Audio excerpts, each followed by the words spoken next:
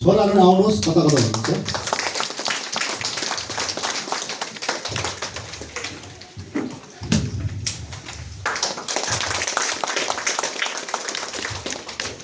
ताली मजाले बजाउनु ल। ताली चाहिँ मात्रै बजाउनु पर्छ।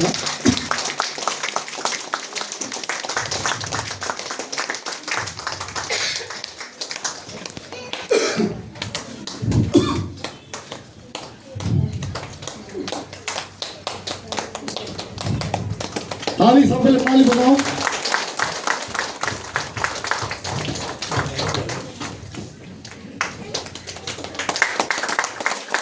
उहाँहरू चाहिँ हाम्रो इङबहादुर हाम्रो मण्डलीको डिकोन, उहाँको परिवार, छोरा बुहारी बुहारीहरू हुनुहुन्छ, सायद नाता नातिनी छ होला, र उहाँहरूद्वारा आजको क्रिसमसको फिसलाई उहाँले नै डोनेट गर्नुभएको छ, र उहाँहरूलाई हामी मण्डलीबाट एउटा सानो एउटा मानेको चिनो टोकन अफ लभ हामी यो रुमालद्वारा हामी उहाँलाई हामी आदर गर्न चाहन्छौँ, र परमेश्वरले तपाईँहरूको परिवारमा योभन्दा बढी अझै उदारचित्त जेनेरोसिटीको हृदयहरू परमेश्वरले तपाईँहरूको परिवारमा दिनेछ। अनि हामी तपाईँहरूको लागि एउटा स्पेसल प्रार्थना गर्नेछौँ। तपाईँहरू हजुर यस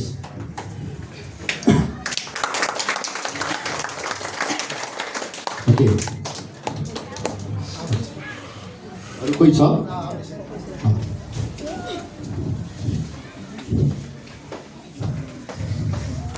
कमिटीले अलिकति लामो प्रोग्रामलाई तन्काउनु भनेर मलाई अघिदेखि भनेर, त्यसले गर्दाखेरि अलिकति ओके, अरू छैन? सक्यो है?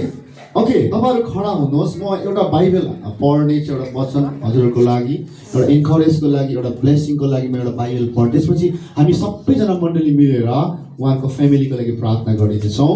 र म गन्तीको पुस्तक 6 अध्यायलाई म हेर्नेछु, र परमेश्वरले यहाँ हामी विश्वासीहरूको लागि एउटा मिठो वचन दिनुभएको छ। यो वचन चाहिँ आज तपाईँहरूको लागि, तपाईँहरूको परिवारको लागि म पढ्न चाहन्छौँ।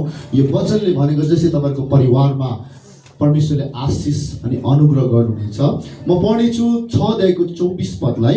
यहाँ के भन्दछ? परमप्रभुले तिमीहरूलाई आशिष दिउन् र तिमीहरूलाई रक्षा गरून्।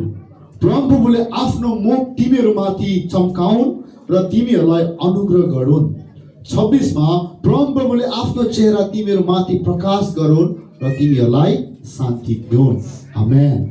परमेश्वरको वचनले भनेको जस्तै आज तपाईँहरूको परिवारमा परमेश्वरको ब्लेसिङ, परमेश्वरको अनुग्रह, परमेश्वरको गाइड, परमेश्वरको शान्ति सधैँ नै रहनेछ।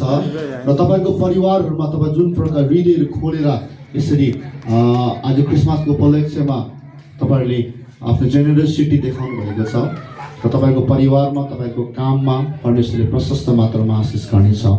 आउनुहोस् हामी सबैजना मिलेर उहाँको लागि प्रार्थना गर्नेछौँ। प्रभु येशू